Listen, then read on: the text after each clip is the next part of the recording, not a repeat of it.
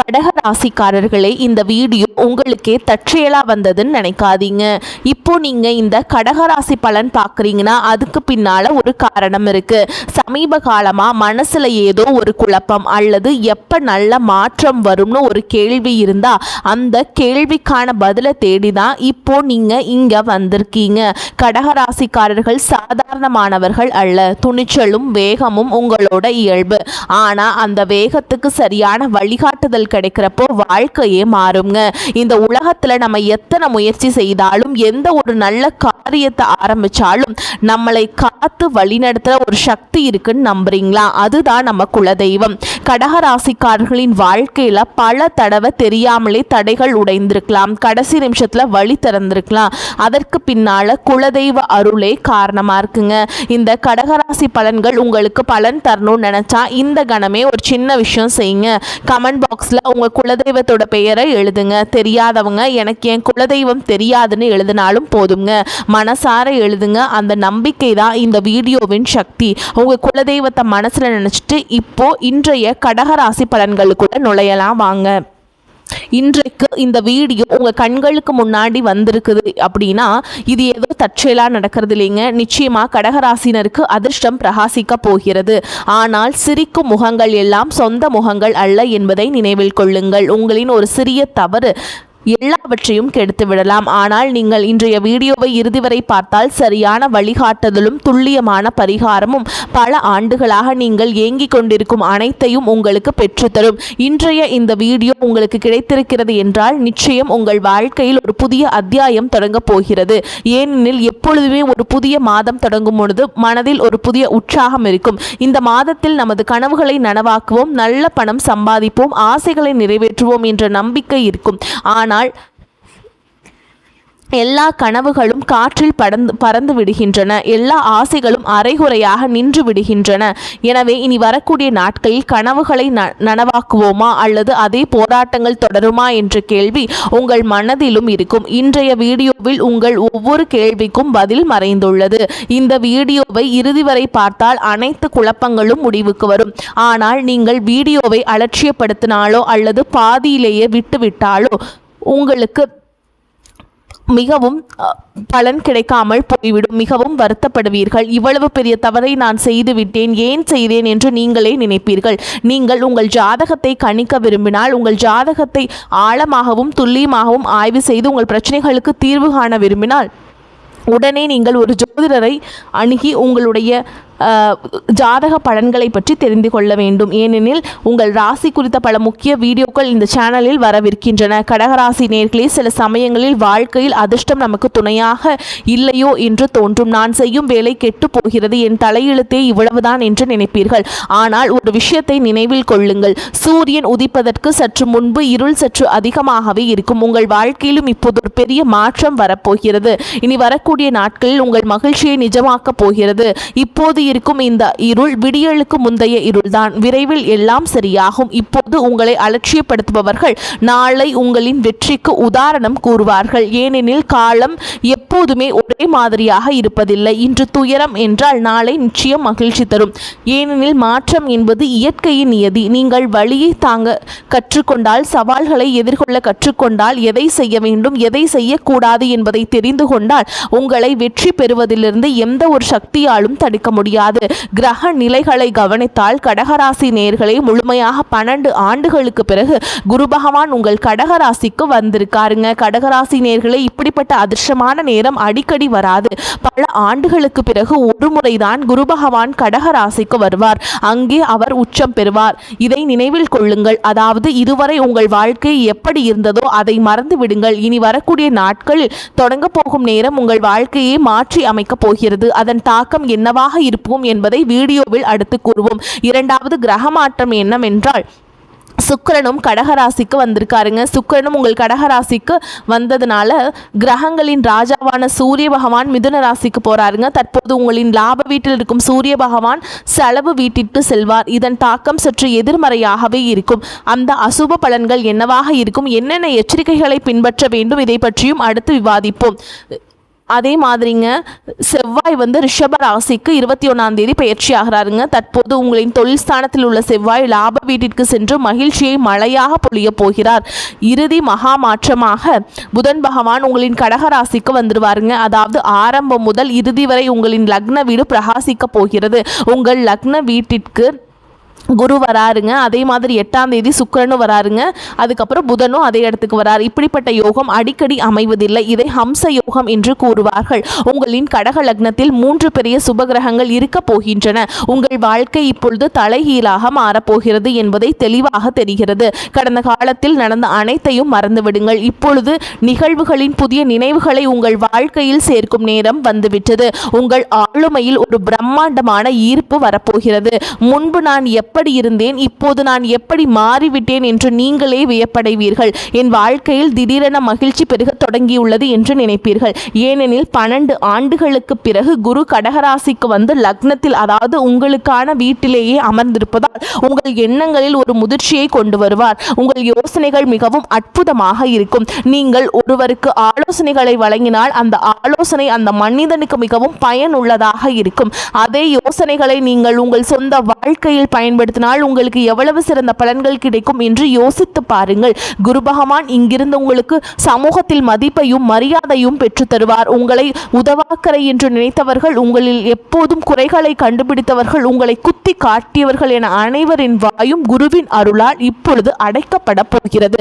பல ஆண்டுகளாக நீங்கள் ஏதேனும் ஒரு நோயால் பாதிக்கப்பட்டு அந்த நோய் தீரவே இல்லை என்றால் கண்டிப்பாக குரு கடகராசிக்கு வந்திருக்க நிலையில் அந்த நோயும் அழிய போகிறது. 2வது நிகழ்வை பற்றி கூறி நான் சொல்ல போவதை கேளுங்கள். இது ஒரு பெரிய மகா பெயர்ச்சியின் விளைவாகும். இந்த வீடியோ உங்கள் அதிர்ஷ்டத்தை உறுதி செய்யும். இந்த வீடியோவை இறுதி வரை பார்ப்பவரின் அதிர்ஷ்டம் நிச்சயம் பிரகாசிக்கும். 2வது அற்புதமான நிகழ்வாக செவ்வாய் ரிஷப ராசிக்கு போறாருங்க. செவ்வாய் லாப வீட்டிற்கு வந்தவுடன், அதாவது உங்கள் லாபஸ்தானத்திற்கு வந்தவுடன் பணத்திற்காக அடைக்கப்பட்டிருந்த வழிகள் அனைத்தையும் திறக்கப்படுவதை நீங்கள் உணர்வீர்கள். சம்பளம் வராமல் இருந்தவர்கள், காரியங்கள் நீண்ட காலமாக தடைபட்டிருந்தவர்கள், வேலை பதவி உயர்வு கிடைக்காதவர்கள், வியாபாரத்தில் லாபம் இல்லாதவர்கள் என அனைவருக்கும் செவ்வாய் லாப வீட்டில் அமர்ந்து அந்த தடைகள் அனைத்தையும் தகர்த்த போகிறார். இந்த கிரக நிலை பல ஆண்டுகளுக்கு ஒரு முறை மட்டுமே உருவாகும். கடக ராசினர் இந்த வாய்ப்பை பயன்படுத்தி கொள்ளவில்லை என்றால் அவர்களுக்கு எதுவும் கிடைக்காது. ஆனால் வீடியோவை இறுதி வரை பார்த்தால் ஒவ்வொன்றும் உங்கள் கைக்குள் இருக்கும். வருமான ஆதாரங்கள் அதிகரிக்க போகின்றன என்பதை மட்டும் நினைவில் கொள்ளுங்கள். தொழில் நன்றாக நடக்கும். வேலையில் பதவி உயர்வுக்கான வாய்ப்புகள் உள்ளன. சிக்கிக்கொண்ட பணத்தையும் செவ்வாய் உங்களுக்கு மீட்டு தருவாருங்க. 3வது அற்புதமான நிகழ்வு, லக்னத்தில் குருவும் சுக்கிரனும் ஒன்றாக இருக்கும்போது நீங்கள் கனவிலும் நினைத்து பார்க்க முடியாத யோகங்கள் உண்டாகும். ஏனெனில் குரு அதிர்ஷ்டத்துக்கு காரகமானவர். குருவின் அருளால் உங்கள் வாழ்க்கையில் திருமணத்திற்கான பலமான வாய்ப்புகள் உருவாகும். பல ஆண்டுகளாக திருமணம் ஆகாதவர்களுக்கு திருமண யோகங்களை உருவாக்குவாருங்க. பல ஆண்டுகளாக தடைபட்டிருந்த திருமண பேச்சுவார்த்தைகள் வேகம் எடுக்கும். நீங்கள் ஒரு சிறந்த வாழ்க்கை துணையை நோக்கி முன்னேறுவீர்கள். திருமணமானவர்களை பொறுத்தவரை முன்பு மோசமாக இருந்த விஷயங்களை குரு பகவான் இங்கிருந்து முழுமையாகவும் தெளிவாகவும் சரி செய்ய போகிறார். உங்கள் திருமண வாழ்க்கையும் மிகவும் சிறப்பாக காணப்பட போகிறது. இந்த கிரகங்கள் எப்படி செயல்படுகிறதோ அதே போன்று அதன் விளைவுகளையும் காட்டும். எனவே என்னென்ன எதிர்மறை விளைவுகள் ஏற்படலாம், என்னென்ன தவறுகளை செய்யக்கூடாது, என்னென்ன எச்சரிக்கைகளை பின்பற்ற வேண்டும் என்பதை தெரிந்து கொள்வது மிகவும் அவசியம். இந்த வீடியோவின் மிக முக்கியமான பகுதி இதுதான். வீடியோவை முற்றிலும் அலட்சியப்படுத்த வேண்டாம். வீடியோவை இன்னும் லைக் செய்யவில்லை என்றால் முதலில் லைக் செய்து விடுங்கள். உங்களின் லைக் எங்களுக்கு பெரிய ஆதரவாக இருக்கும். எங்களின் உழைப்புக்கும் பலன் கிடைக்கும். கமெண்ட் பாக்ஸில் தூய்மையான மனதுடன் ஓம் நமச்சிவாய என்று எழுதுபவர்களுக்கு இந்த 5 எழுத்து மந்திரத்தை எழுதிய உடனேயே காரியங்கள் கைகூட தொடங்கும். முதல் எச்சரிக்கை, சூரியன் மிதுன ராசிக்கு செல்வார். சூரியன் இங்கிருந்து செலவு வீட்டிற்கு செல்ல போகிறார். 12ஆம் வீடு என்பது விரயம், இழப்பு மற்றும் செலவுகளுக்கான வீடாகும். கிரகங்களின் ராஜா சூரியன் அங்கே சென்றவுடன் ஒரு விஷயத்தை புரிந்து கொள்ளுங்கள். உங்கள் தனஸ்தானத்தின் அதிபதி யார்? இந்த ஸ்தானத்தின் அதிபதி சூரிய பகவான். சூரியன் எங்கு செல்ல போகிறார்? செலவு வீட்டிற்கு. எனவே இயற்கையாகவே செலவுகள் அதிகரிக்கும். நீங்கள் செலவுகளை கட்டுப்படுத்த நினைத்தாலும் சில செலவுகள் சட்ட ரீதியான விவாதங்களின் மூலமாக வரலாம், வரிகள் மூலமாக வரலாம், அத்தியாவசிய பொருட்கள் வாங்குவதன் மூலமாகவும் வரலாம். வீட்டில் திடீரென ஏதேனும் பொருட்கள் பழுதடையலாம். எனவே இங்கே மிகவும் கவனமாக இருங்கள். நீங்கள் நினைத்தாலும் செலவுகளை கட்டுப்படுத்த முடியவில்லை என்றால் இந்த வீடியோவின் இறுதியில் ஒரு பரிகாரம் உள்ளது. அந்த பரிகாரத்தை செய்யுங்கள். வேறு எதையும் செய்ய தேவையில்லை. கடகராசி நேயர்களே, இனி வரக்கூடிய நாட்களில் கடனாக பணம் கொடுப்பதிலிருந்து முற்றிலும் விலகியிருங்கள். ஒரு நாளில் பணத்தை திருப்பி தருகிறேன், 5 நாட்களில் திருப்பி தருகிறேன் என்று பெரிய வாக்குறுதிகள் கொடுப்பவர்கள் அவர் உங்களுக்கு வரலாம். ஆனால் அவர்களின் இனிமையான பேச்சை கேட்டு ஏமாந்து விடாதீர்கள். மிகவும் நெருங்கிய உறவினராக இருந்தாலும் சரி, அந்த பணம் உங்களுக்கு ஒருபோதும் திரும்ப கிடைக்காது. எனவே கடன் கொடுக்கும் வலையில் சிக்கும் தவறை ஒருபோதும் செய்யாதீர்கள். இரண்டாவது தவறு அல்லது எச்சரிக்கை என்னவென்றால், லக்னத்தில் இத்தனை கிரகங்கள் செயல்படுகின்றன, திருமண யோகங்களை உருவாக்குகின்றன, சமூகத்தில் மதிப்பை பெற்று தருகின்றன, ஆளுமையை சிறப்பாக்குகின்றன. ஆனால் அதன் விளைவை காட்டும்போது ஒரு விஷயத்தை நினைவில் கொள்ளுங்கள். உங்களுக்குள் அதிகப்படியான தன்னம்பிக்கை வரலாம். ஒரு மனிதனுக்கு காரியங்கள் கைகூடும் போது, கை வைக்கும் வேலைகள் எல்லாம் நடக்கும்போது அவனுக்குள் இயற்கையாகவே அதீத தன்னம்பிக்கை பிறக்கும். நான் நினைத்தால் எதையும் செய்வேன், இது எனக்கு கைவந்த கலை, நான் எதுவும் செய்வேன், என்னை விட பெரிய ஆள் யார் என்று நினைப்பீங்க. இத்தகைய ஓவர் கான்ஃபிடன்ஸ் வரும்போது உங்களுக்கு கீழ் பணிபுரியும் ஊழியர்கள், சக பணியாளர்கள் அல்லது சாலையில் செல்லும் எளிய மனிதர்கள் என உங்களை விட சிறியவர்களை நீங்கள் அவமதிக்க தொடங்குவீர்கள். அவர்களை தாழ்வாக நினைப்பீர்கள். இது சனி பகவானுக்கு பிடிக்காது. இதை நீங்கள் குறித்து வைத்துக் கொள்ளுங்கள். பெரிய ஆபத்து வரலாம். ஏனெனில் உங்கள் பாக்கிய ஸ்தானமான 9ஆம் வீட்டில் சனி பகவான் அமர்ந்திருக்கிறார். நீங்கள் யாரையும் அவமதிக்க கூடாது.